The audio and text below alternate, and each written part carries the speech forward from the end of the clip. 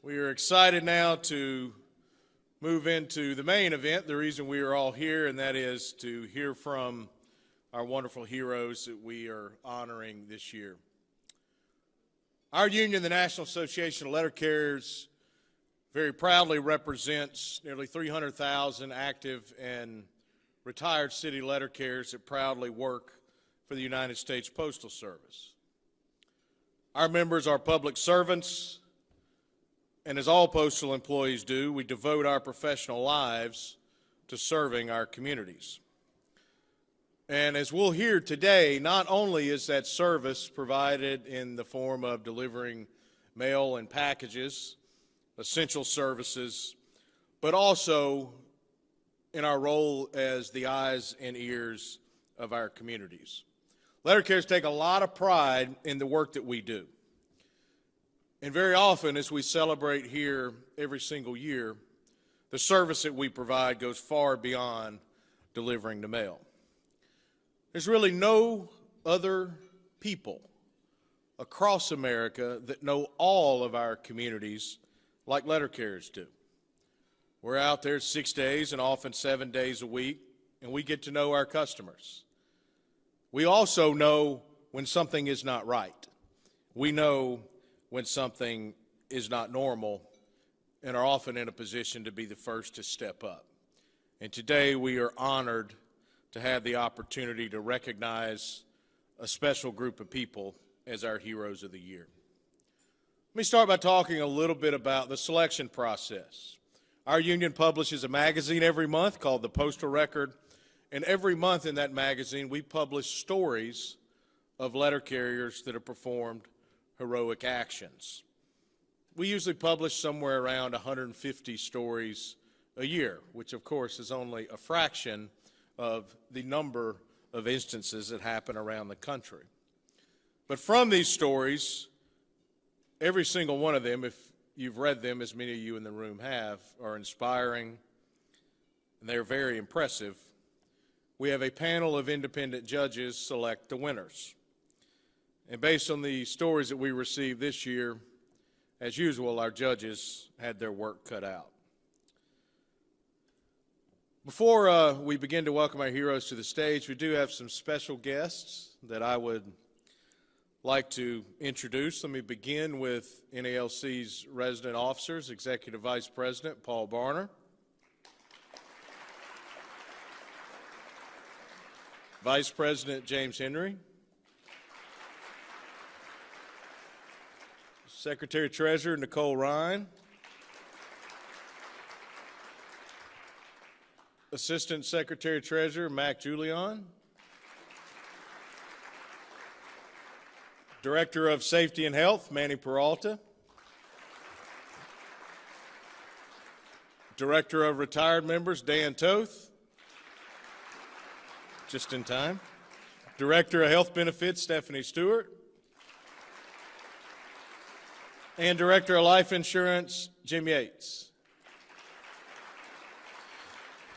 We are also joined by a few of our national business agents who represent each of today's heroes within their respective regions. So I would like to introduce them as well. From NALC Region 3, National Business Agent Mike Cariff. Region 4, National Business Agent Dan Versluis. From Region 5, National Business Agent David Teagarden. Region 11, National Business Agent Mark Camilli. Region 12, National Business Agent Brian Thompson. And from Region 15, National Business Agent Bruce Didrikson. We are also very pleased to be joined by the presidents from our sister postal unions. It's really my honor to have them be with us for this very important occasion. We take great pride in the work that we do together in representing postal employees, and really happy that all three of them were able to join us today. Let me start with American Postal Workers Union President Jonathan Smith. National Rural Letter Carriers Association President Don Maston, and the National Postal Mail Handlers Union President Paul Hagrogian. We are also pleased to be joined by the President of the United Postmasters and Managers of America, Tony Leonardi. Also pleased to be joined by the President of the Transportation Trades Department at the AFL-CIO, Greg Regan. We have two commissioners from the Postal Regulatory Commission that are with us, Commissioner Ashley Poling and Commissioner Thomas Day. I'd also like to introduce from the Postal Service Board of Governors, Governor Ron Stroman. We are joined by a lot of folks that work for the Postal Service that we at NALC work with here at the headquarters level day in and day out, and I'd like to introduce just a few of those, starting with Vice President of Labor Relations, Mike Elston. Vice President of Government Relations and Public Policy, Peter Pastor. Chief of Staff to the Deputy Postmaster General, Maria Deo Nicholson. Director of Collective Bargaining and Arbitration, Jennifer Breslin. Acting Director of Labor Relations Policies and Programs, Tim Brust. Director of Contract Administration for NALC, Jim Lloyd. Director of Contract Administration for the Mail Handlers and Employee Workplace Programs, Bruce Nicholson. It's a long title, Bruce. Chief Counsel of Labor Law, Michelle Windmuller.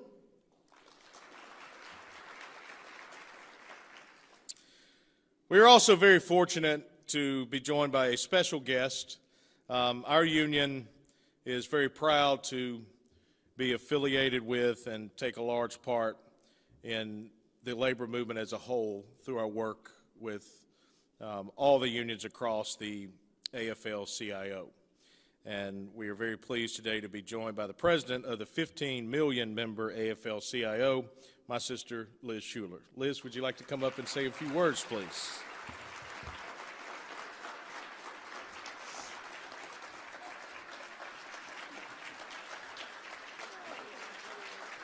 This is great. How are you doing? Wow. Thank you so much. Thank you so much, Brian, and I just want to thank you for your incredible leadership, and as you said, being at the AFL-CIO table, bringing that voice of the NALC to the big table of all of the labor movement, and I am honored to be here because this is one of my favorite events. We all need a little inspiration, right? So I'm thanking you for having me here today. And I want to thank the NALC officers, of course, who've been recognized, our postal union presidents, leaders from across our labor movement and the Postal Service, of course, the NALC staff who make this happen, but most of all, the incredible heroes and their families who are right here in front we'll be hearing from. I can't think of a moment when this ceremony felt more important than right now. This past year, our letter carriers and federal workers have been tested in unimaginable ways. And so these stories bring us hope and so much pride. I know that's how I feel. My heart is just swelling when I read the incredible contributions, because we as workers, yes, we do our day jobs, but we are a part of the fabric of this country.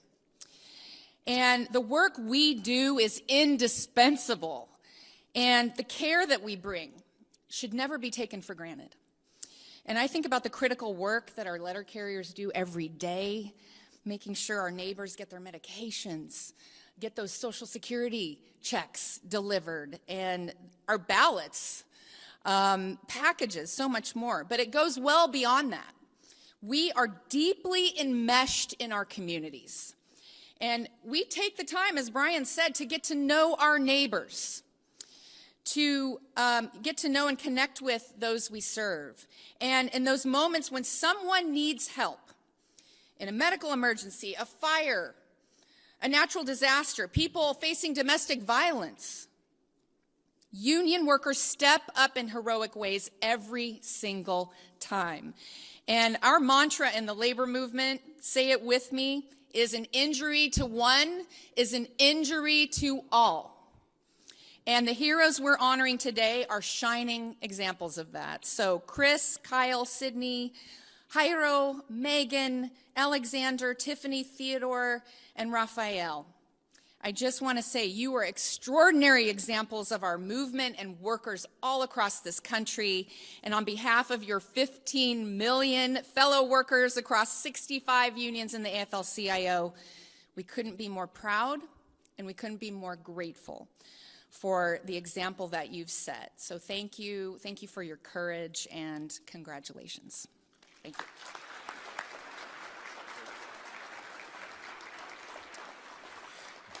Thank you, President Schuler.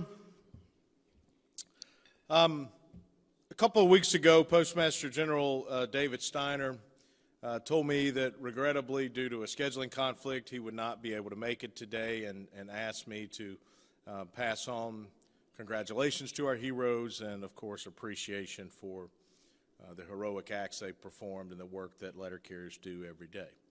We are, however, honored to be joined by the Deputy Postmaster General, and I would like to ask him to come up and say a few words. Deputy Postmaster General Doug Tolino.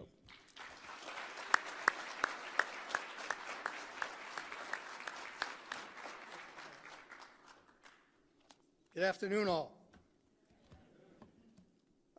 First of all, thank you, Brian, for your welcome and for inviting me to be part of this very special event. I did want to say, no offense to the great lunch that you served here today, but the young lady at my table named Lily asked me to take her to Chuck E. Cheese's, and I would be more than honored to do that. So, Lily, whenever you want to, I'm going to take you. So it is my privilege to be here today with our employees who represent the absolute very best of what the United States Postal Service stands for. Letter carriers, as Brian mentioned, are in every community, every neighborhood, in every city and state, 6 and sometimes 7 days a week. And because of that, you are aware of and witness more than most people can ever imagine. And you don't just deliver the mail. You deliver a constant and become part of the fabric that binds our communities together.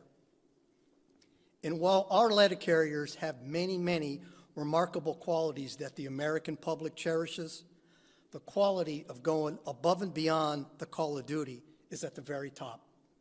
When something is wrong, when someone in the community you serve is in distress, you notice, whether that be an accident, a child in danger, a neighbor in distress, a crime in progress.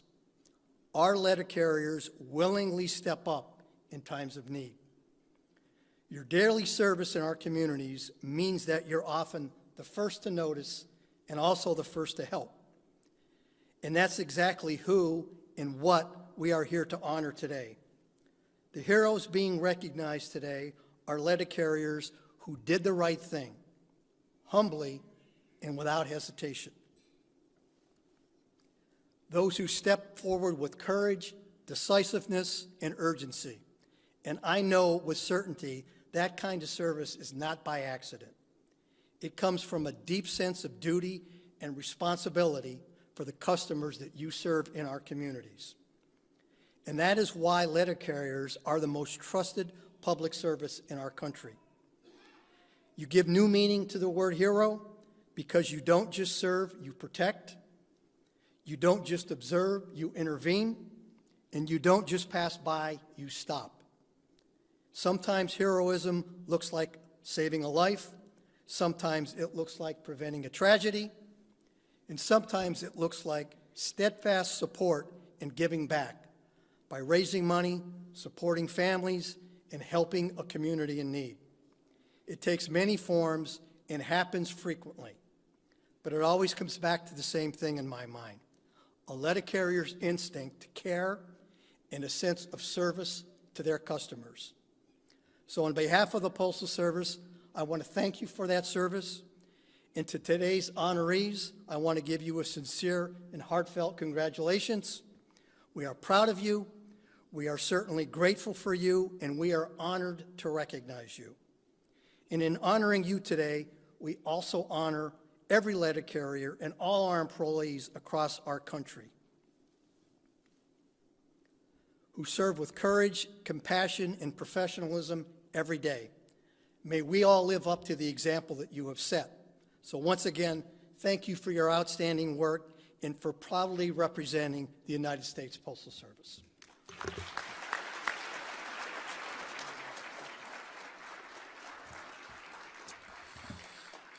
Thank you, Deputy Postmaster General Tolino. We appreciate you being here and appreciate the words that you shared. So now let's get to the fun part. We will begin this afternoon with our Honorable Act Award. The Honorable Act Award goes to, from Branch 201 in Wichita, Kansas, Tiffany McCarty. Tiffany, come on up.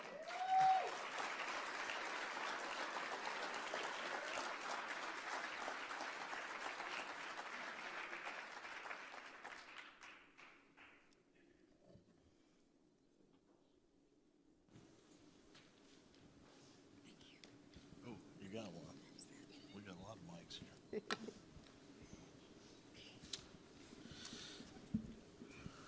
Hi, Tiffany.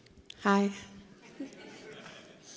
So you were out on your route one day, and you saw something that you certainly don't see every day, thank goodness.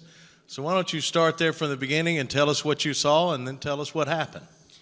I was delivering curbside on a street, obviously, and a young girl came from the opposite direction yelling, "Help, he's got a gun, he's going to kill me."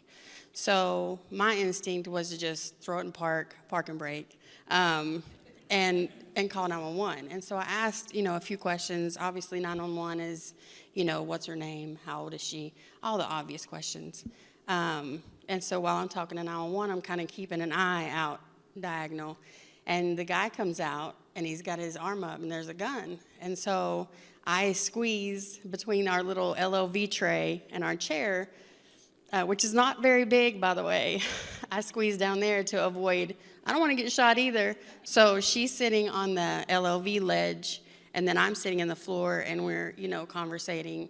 She's hysterical. And then I just wait with her until 911 gets there, and that was it. She went off with the police, and I left and carried on.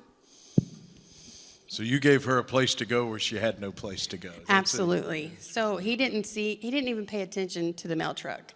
Like, it was almost oblivious that I was even there, because it was normal for me to be there every day delivering mail. So when he came out, he looked around, but he didn't look one time at the mail truck. Thank goodness you were there. Yeah, I'm glad. I feel like because Kansas is so flat, there was not many places for her to go. And so had I not been there, maybe, who knows what could have happened. So she was young, and she needed somewhere to go, and she came to me. So it was great. Well, you're a hero. Congratulations. Thank you.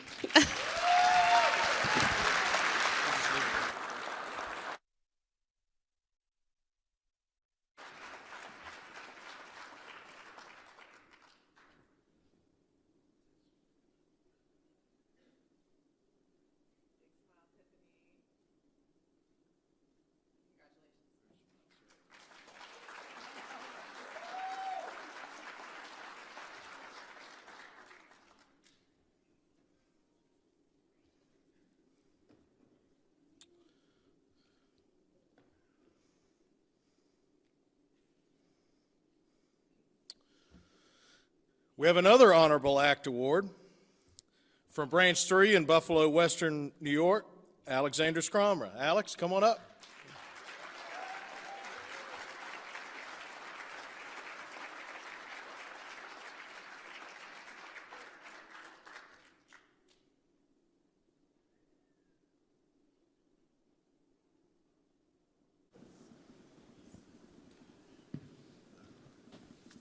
seat. Sounds good. Thank you. You're good. It's on. Here, tap it. Okay, sorry. Tap it, see if it works. There you go. Yeah, we're good. So, you know, as a lot of people in this room know, when you begin work as a letter carrier, it's very difficult. Number one, you can't get experience doing it anywhere else. And then those first few days can be pretty stressful. You might miss some things. You might have to go back for some things. But there's very few people that have ever had a first few days like Alex did. So let's start with your third day as a letter carrier.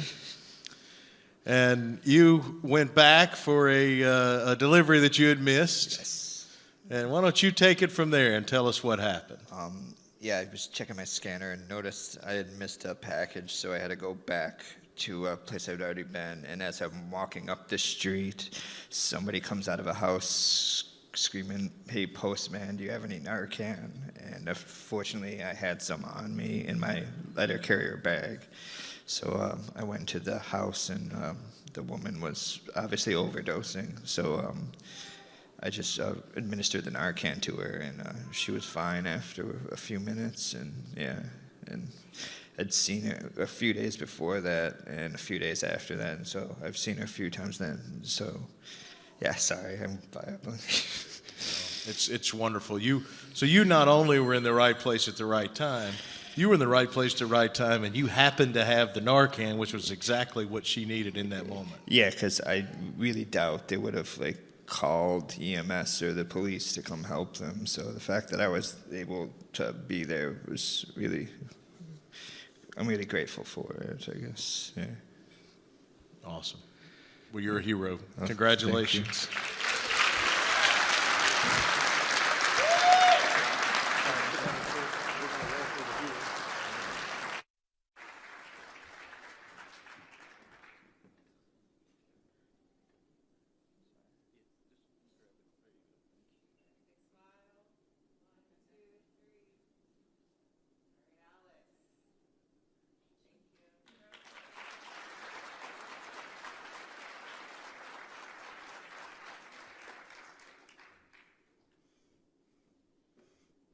Third day.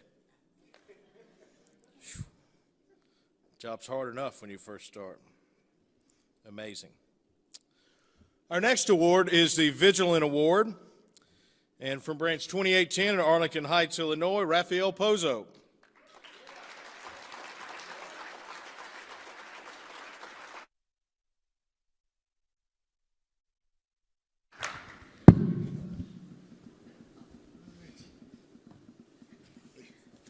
Congratulations. Thank you. All right, here we go.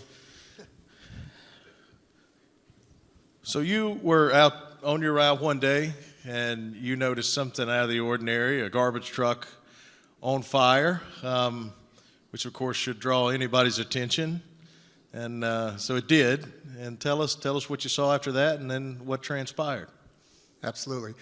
So I was out on my route, and I was delivering parcels, packages, and it was an oversized post, so we had to drive it out. And I see that behind me there is a garbage truck. Nothing abnormal. You see garbage trucks all the time. You're on the route, you know where they are, they know where you are. It's a routine.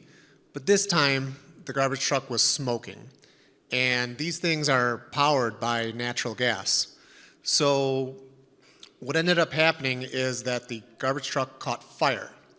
The fire ignited the tanks, and there was an explosion. Debris flew everywhere, and this debris is on fire. It flew for 3 blocks. The sound was incredible. I was very fortunate to be there at that time in that moment because the driver of the garbage truck, he was trying to put out the flames with a onboard extinguisher. These flames are 15 feet high in the air. You're not going to put them out with an onboard extinguisher. I called 911, and by the time that they arrived, moments later, the garbage truck exploded. Some of the first responders, they did catch some debris, and they did take some injury from the shrapnel that blew up. It was an incredible moment, and the firemen that came out, the first responders, they were really essential to this situation. My part was noticing what was going on with the driver and making sure that he was going to be okay. I also needed to add that there were students, local elementary school students, that were leaving from their regular school day. Children don't know when there's a fire what the possibilities are. They grab their phones. They want to see everything. Let's record this. Well, you probably shouldn't be near a garbage truck that's about to explode. Shrapnel's going to get you. And so I tried to direct the children, tell them to stay away from the area, make sure that they were safe. I also had a customer, someone I've known for 12 years. She's on her way home. She's a school teacher. She sees me and she says, "Hey, what's going on?" I tell her, "You know, right now, maybe don't go home." "Well, why is that?" "There's a truck on fire in front of your house. You probably don't want to be there." Well, after the explosion happened, she told me the next morning that debris exploded her windows and shot all the way through her home and flew into the drywall. Now, had she gone home, she would have been standing in her window just observing, seeing what's going on, and the shrapnel would have got her, and that would have been the end of her. So, again, I was very fortunate, right place, right time, and I was able to help those people in that moment. Awesome. You're a hero. Congratulations, brother. Thank you. Thank you.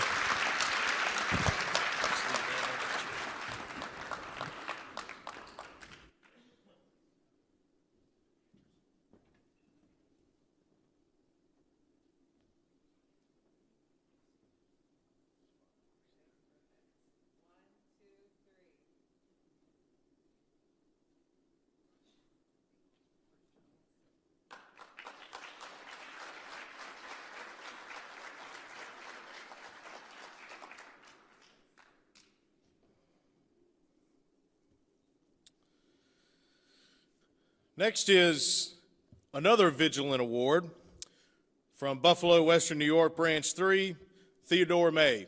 Theo, come on up.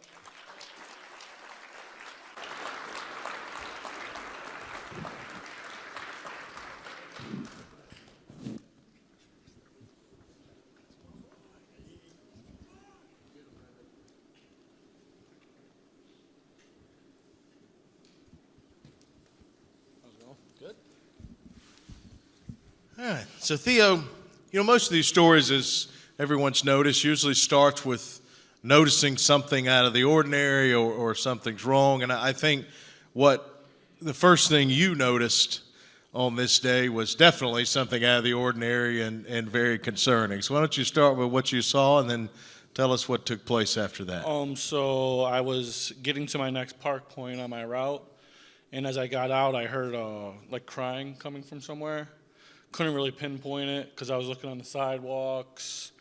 And then I looked into the middle of the road, and it was a kid crying for his mom, telling me he wants to go home. I'm searching for like a parent or an adult, and there's no one around.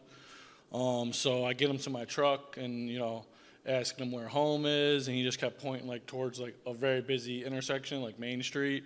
So I'm like, buddy, you can't go anywhere without, an adult. So a lady across from where my truck was parked came out and, I told her, this kid's lost. Can you call, there's a daycare down the road. So I assumed, he maybe got out of there. And she did get a hold of the person, and she came flying down in her car to come get the kid.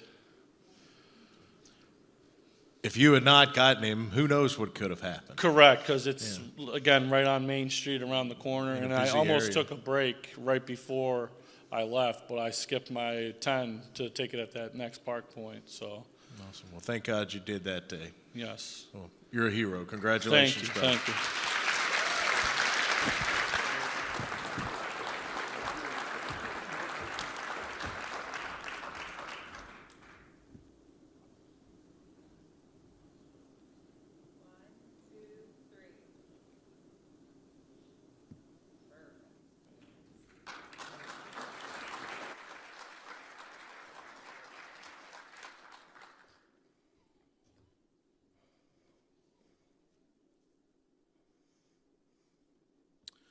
The next award is for our Humanitarian of the Year from Branch 512 in Waterloo, Iowa, Megan Murray. Megan, come on up.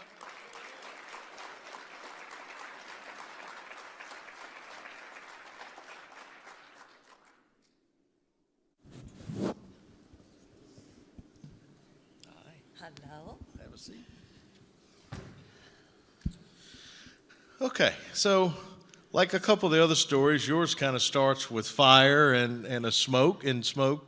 So why don't you just tell us what happened, what you saw, and what took place after that? Okay. It was a beautiful day in Iowa, just awesome. I was getting ready to park, start my next walking loop, and I looked out and I was like, gosh, there's a lot of smoke like coming from the foundation of this house. And so I was like, was there a dryer vent in the front? I don't remember that because I'd been on the route for 3 years at this point. And so I'm a little blonde, I'm not gonna lie. But right away I got out, I didn't grab my mail or anything, and I was like, no, this place is on fire. And so I called 911 right away.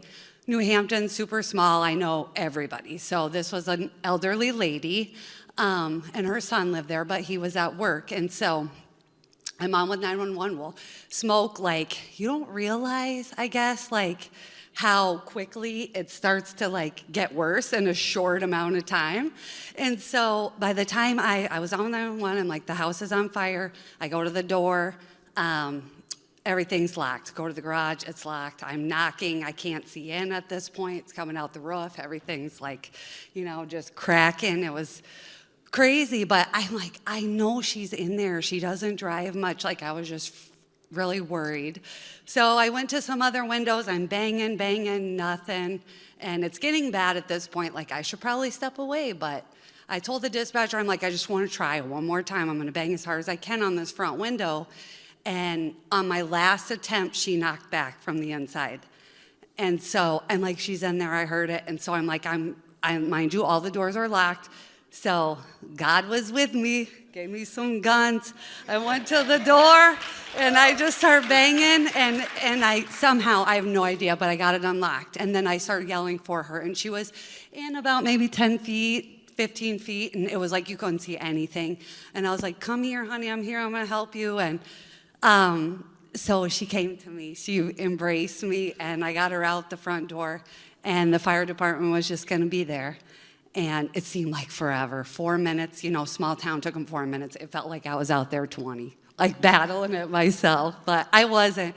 And she had white hair, it was just completely black, her whole face, everything. But, God put me there that day for that reason. And I know had I been 4 minutes later, 4 minutes earlier, I maybe wouldn't have seen it. She would not have gotten out. So she was on with 911. She was trying to call 911 from a landline that wasn't working due to the electrical part of the fire. And so she just couldn't, there was too much smoke. She was just very disoriented, but she was okay, and that's the main thing, so. Unbelievable. You're a hero. Congratulations. Thank you.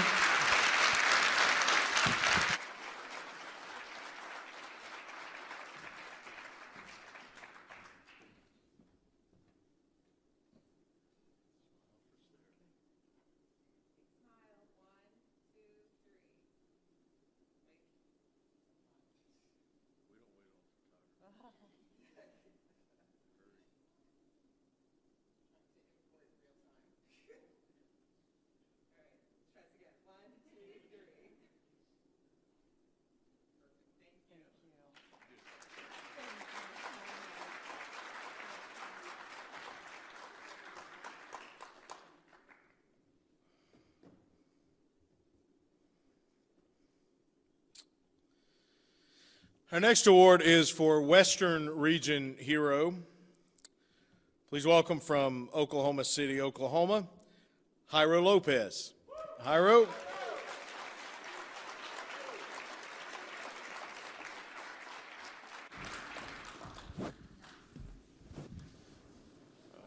Have a seat. Sorry, this is nerve-wracking. Oh, you're good.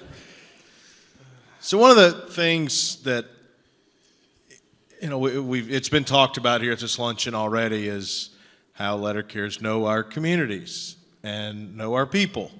And we know about people that live in certain locations, and you know, sometimes that familiarity leads to noticing something that was wrong, and maybe more importantly, what to do about it. And that's kind of the case in Hiro's story. So you, like a couple of the other stories, saw a fire. Why don't you tell us what you saw, and then tell us what you knew about that location and that customer, and what ended up happening. Well, I've been on this route for over 2 years, so I knew she's a deaf lady. So soon I was doing curbside. Sorry. I was doing curbside delivery when I noticed smoke coming out of her house. My first instinct was just try to go. Well, I parked my car, got out right away, tried to go to the door, try to open it. I went to the windows, and I guess now I think I started screaming for her, but I knew she was deaf. But I had seen some workers, maintenance workers, before that. So I went right away. I drove to the workers. One of them came with me right away. He had a spare. He went to go get a spare key for the lady, I guess, and it pretty much we got her out to safety. So she had no way of hearing the fire alarms or any of that stuff, but you knew that she was deaf. Yes, I knew she was deaf, and so I mean, sorry. No, you're doing great. Yeah, so I know my wife, she's partial deaf a little bit, so I know how that could be, because sometimes I I have to scream at her sometimes too, so it's hard. So I know you went there, I didn't. I know it could be a stressful situation. I knew she was gonna. Yeah, so but I didn't report it to nobody. I don't really like attention.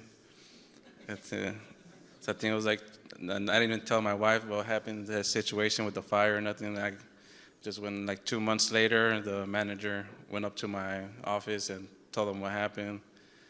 And that's how I ended up being here. Yeah. He didn't even tell anyone. Yeah. I mean, someone called the post office 2 months later and told him what he did. Yeah, I mean, I accepted it just for my kids. So if it was for me, I wouldn't have accepted it, but my wife pushed me, like, you need recognition. I'm like, I guess I'll do it for my kids. So. Awesome. Yeah. So. Well, you're a hero, brother. Congratulations. Set that there.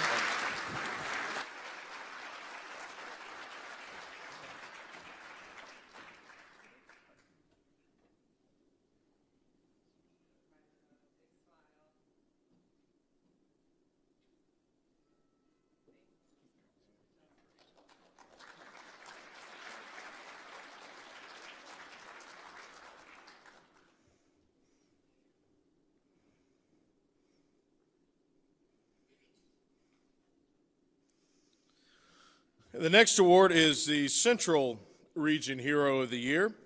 From Dayton, Ohio, Branch 182, Sydney Billingsley. Sydney?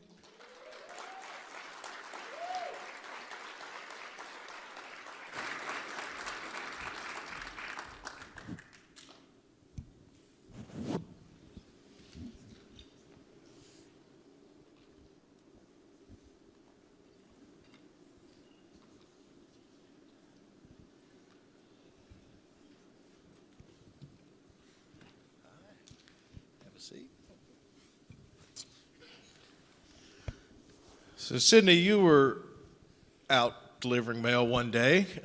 It's on, I promise. I switched it. Oh, did you turn it off? I locked it. Okay. Okay.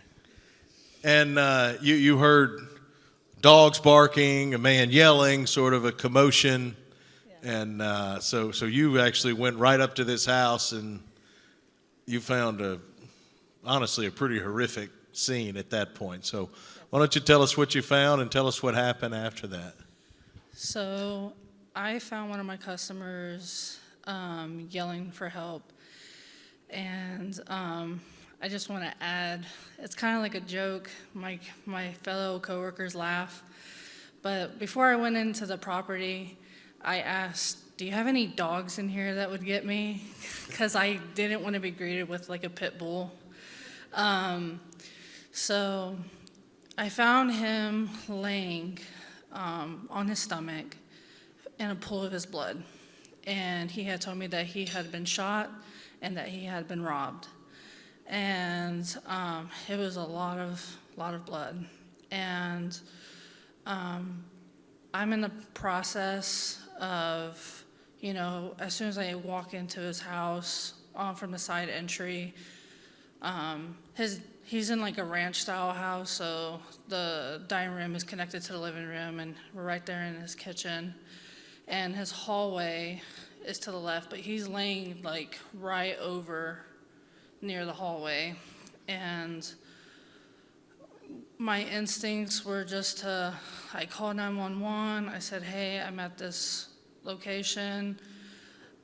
My customer's been shot, been robbed, and I was looking for something to plug up his wounds. So I seen a towel hanging on a door.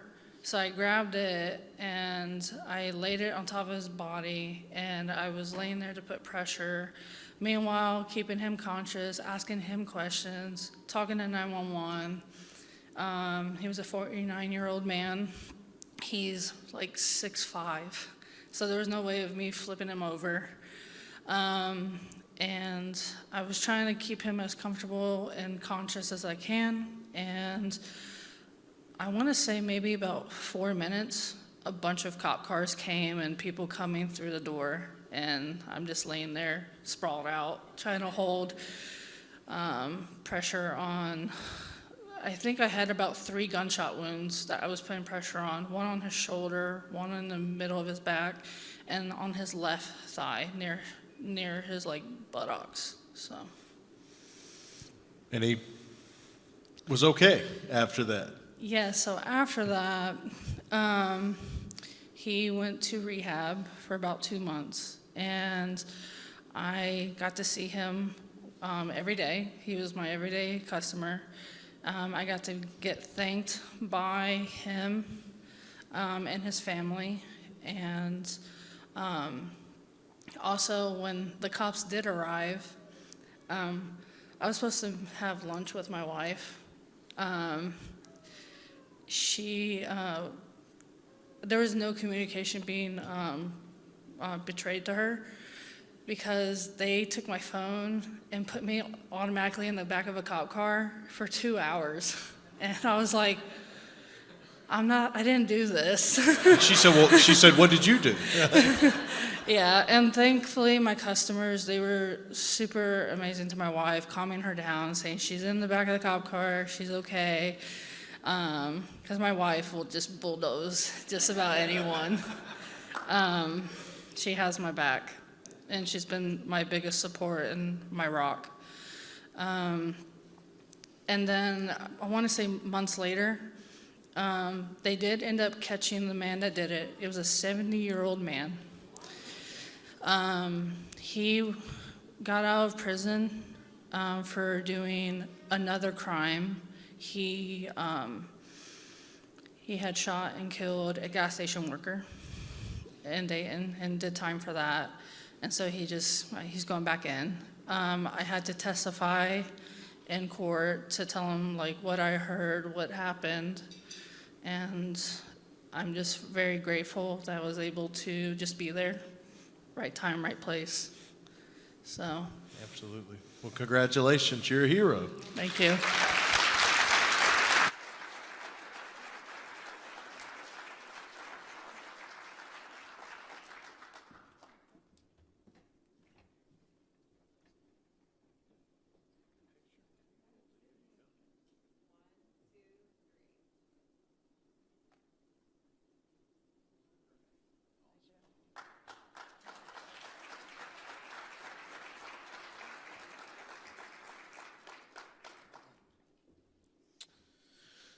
Okay, next is our Eastern Region Hero of the Year from,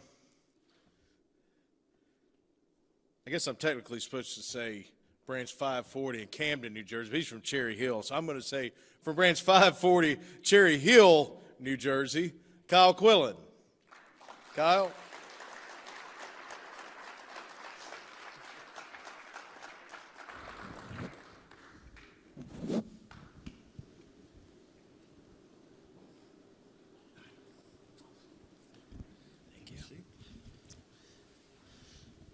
Okay, so Kyle, like a few of the other stories, yours also starts with smoke. So why don't you tell us what you saw and tell us what happened? So I'm not one to believe in divine intervention, but it quite felt like that day. I found somebody's lost dog. I met a new customer. So I was a little bit behind where I was supposed to be at the time. It was a nice day, so I wanted to get my longer relays out of the way and save my shorter ones for the end of the day. So I was just at the house that caught on fire. I delivered her mail. And I get to the end of the street, and I'm about to turn onto my next relay. And I start smelling smoke, and I instantly turn my head, and I can see a big plume of smoke coming from her house. So I start running in that direction, and I'm calling 911, letting them know what was going on. As I was going to go to the neighbor's house, because these houses are very close together, to make sure that nobody else was home in the neighboring houses, I saw the woman, the baby, and the dog standing on the side porch completely stuck in fear as the fire was progressively getting worse inside the house. So I hung up with dispatch. I told them that I had to go and I had to help this lady. So as I was approaching the property and approaching the lady, I saw her holding the toddler. There was a baby gate in the porch in between us. I couldn't figure out how to get it open, so I just told her to hand me the baby, but she was more worried about what was going on with the dog. I asked her where the dog's leash was. It was in the front porch, and I told her, well, that was already gone. It's completely engulfed by that point. So I take my arrow keys, and I make a makeshift collar, and I take my bags from my satchel strap, and I use that as a leash. And the whole time, I'm running after this big chow chow. I'm like, please don't bite me, please don't bite me. If they have teeth, they bite. So eventually I get the dog under control and I bring him out. Now that the neighbors are starting to come out of their houses, I have somebody secure the dog for me. The fire is starting to get a little bit bigger, so her exit is getting blocked, so she goes to the backyard trying to find a way out of the backyard, but unfortunately it's completely gated off. So I run past the fire and the smoke, going back into the backyard for the woman and the baby. I grab the baby, I take it from her, and I tuck him into my shoulder, and I tell her to follow me, and I'm grabbing her behind me. And I just bring your head down, tuck it in, so you guys don't have to worry about the fire and the smoke. Amazing. Yeah, it was a day. It was definitely a day. Yeah.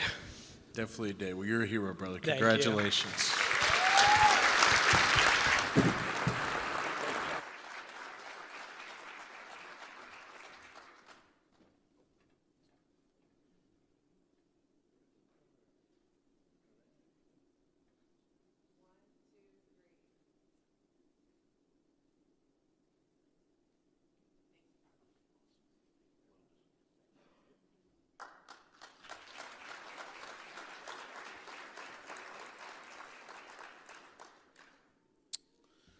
Okay, we have one more award, and that is for our National Hero of the Year from Westchester, New York, MERS, branch 693, Christopher Perez. Chris, come on up.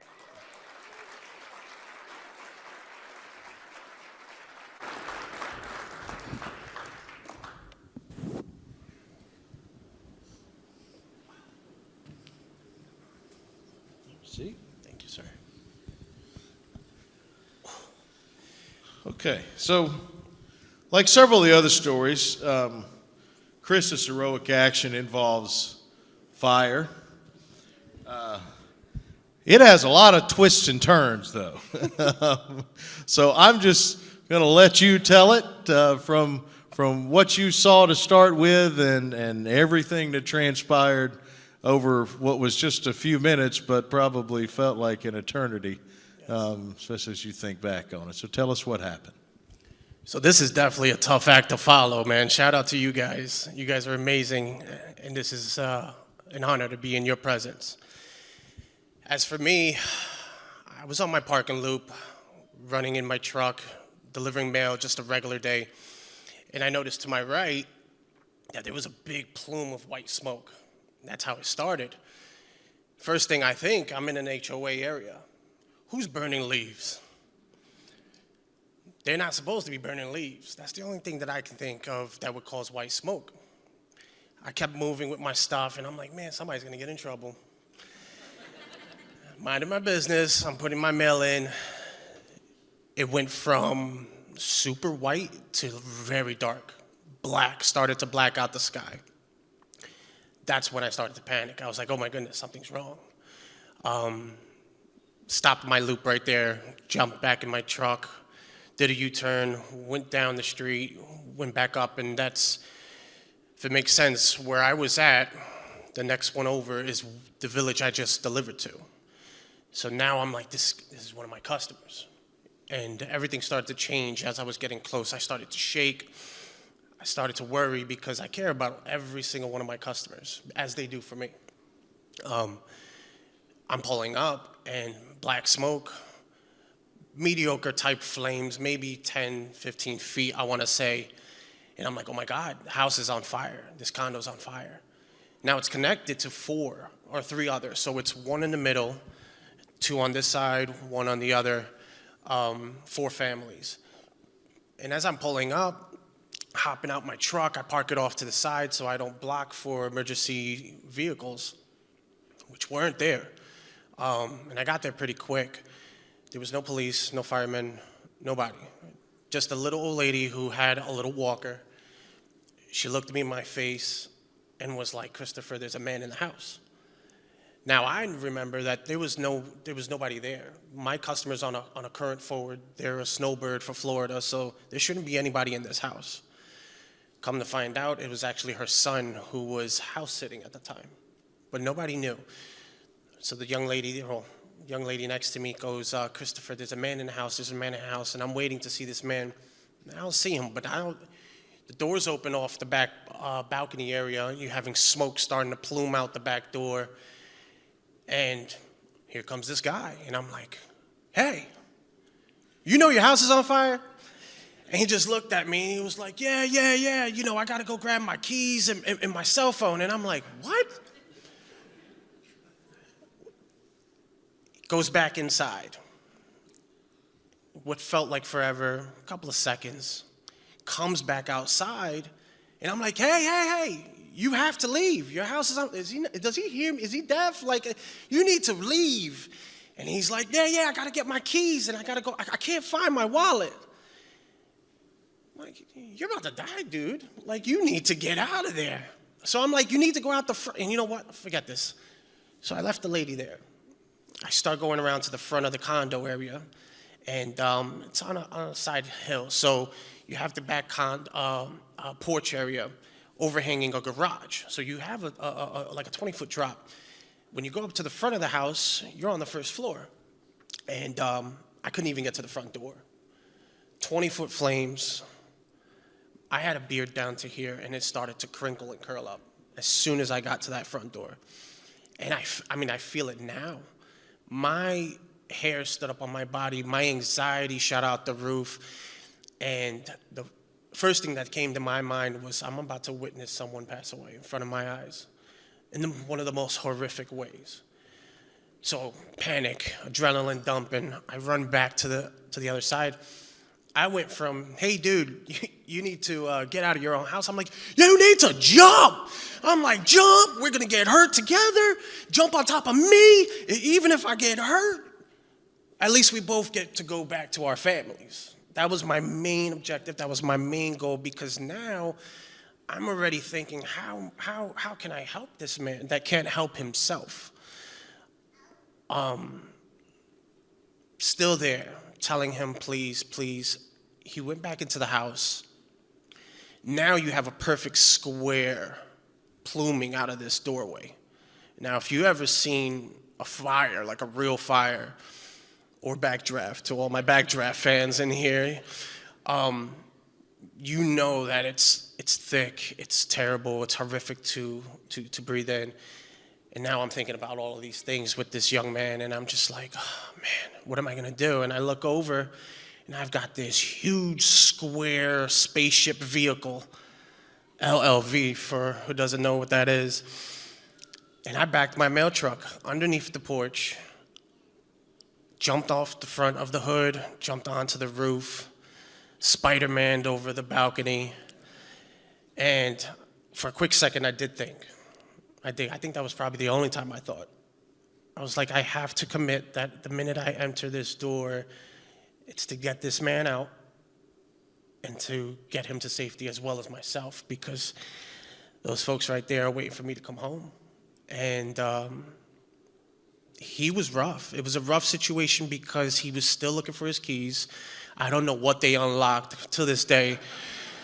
If you guys find out, please let me know, because he almost, yeah, it's probably still locked, you know, and his wallet. But it got a little aggressive, and I had to grab him and pull him, and it was one excuse after another. I was like, listen, we need to get you over the balcony. We're going to come down. And he's like, no, I have a bad hip. I have broken ankles. I'm 200 pounds. You can't lift me. And I'm just like, too many excuses. You need to just go. You're going to die. And I'm like, I'm not dying with you here, and you're not dying while I'm here, you know? And after what felt like forever, maybe 15 minutes, 10 minutes tops, I want to say, we got that leg over that balcony, which was horrible. And you can just hear things cracking in his body as he's doing it. And we're getting the other leg over, and now he's there. He turns around, looks at me, and he's like, you expect me to jump? And I'm like, yes, we're going to die. You need to jump. And he's like, no. So I'm like, my adrenaline kicks in. I just jump off the balcony on top of my mail truck. Now I'm grabbing this guy, and he's fighting me to let go. I'm like, what is going on here? I'm looking back. The lady's looking at me. She's like, pull him. And I'm like, I'm trying. Helicopter comes out of nowhere. They had emergency services that actually got to the scene first. And I'm like, oh, my God. Here goes another thought. I'm pulling on this man's pants to come down off the balcony, and I look back, and the helicopter's there with a guy with a big old camera, and I'm like, they're going to have me on live TV pulling the man's pants down. This is great. You know, I'm getting fired, and I'm going to look crazy. And then finally, when we got him down, you know, he hit that rooftop, and a couple of folks helped me get him off the roof, and that's when it all started rushing back, where I'm just like, oh my God, that really just happened. You know, fire department pulls up, police department just got there. The chief comes over and he's like, great job, young man, you did a great deed. And he's like, listen, don't go anywhere. We need you to fill out some paperwork, and we need you to say what you saw. And I was like, you hold on. I got a route to finish. If you know postmasters, you know postmasters. And I don't have that opportunity, so I need to run. And my adrenaline was going so high. I mean, I can't even compare it to anything I've ever felt in my life. But it was so high that I finished my route in 8 hours. Yeah. I was flying. I mean, I was going speed limit for everyone here.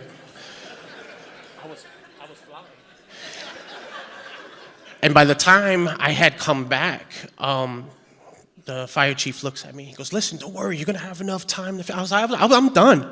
I'm done. Everything's done. I don't have no packages in the truck. They can come and take the truck if they want. I'm ready to make my statement, in which I did.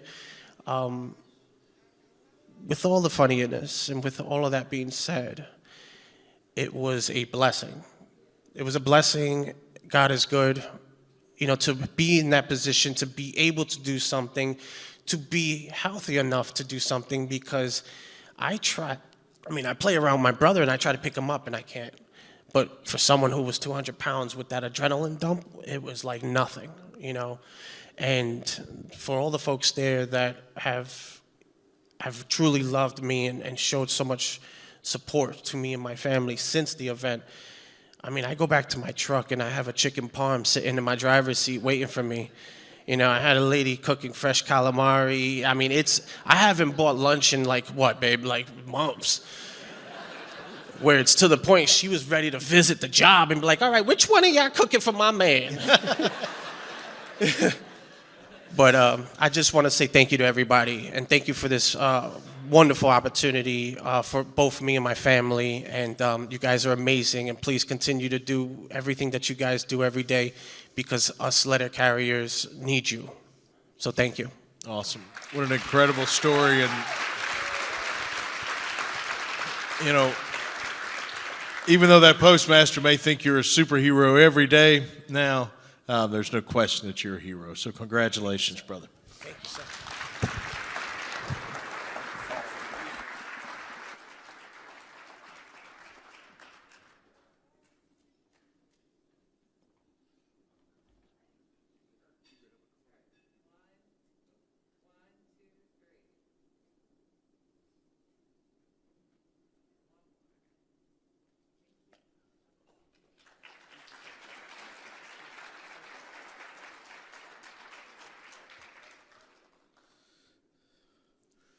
So how about our heroes? How about another round of applause?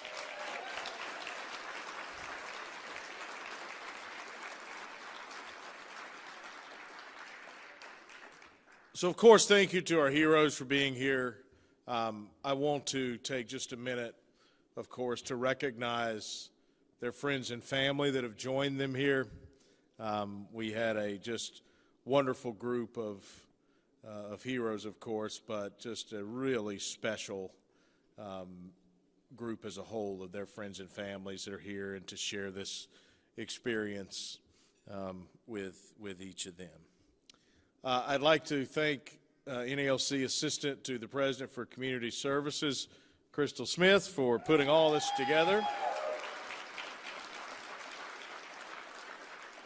She deals with a lot of things related to this entire Heroes program, but I think from our heroes would share this, that she does an awesome job in putting this whole experience together for them. I also like to thank NALC's event planner, Kim Akato, who's probably in the back of the room somewhere. And a thank you to all of our staff who has a part in organizing the Heroes Luncheon that we have today, but also, as I mentioned in the opening, what we do to recognize heroes throughout the year. You know, one thing has been consistent over the many years that I have attended these luncheons, and that is that our heroes, while performing incredibly brave and courageous acts that often result in saving lives, every one of them views themselves and views what they did as really no big deal, as that just anyone would have done it. And I think that that is representative of the spirit of service, the spirit of service that letter carriers, certainly the postal employees as a whole, that the Postal Service, what's made the Postal Service successful, what's made us trusted among the people that we serve, and why we continue to have the opportunities to serve our communities well beyond delivering the mail in special ways, ranging from very small good deeds to the heroic acts that we've been able to honor those winners for here this afternoon. So once again, I thank you all for joining us for this very special occasion, and we certainly look forward to having another successful year of letter carriers performing heroic acts, and look forward to celebrating our award winners going forward in 2027. Thank you all for being here this afternoon.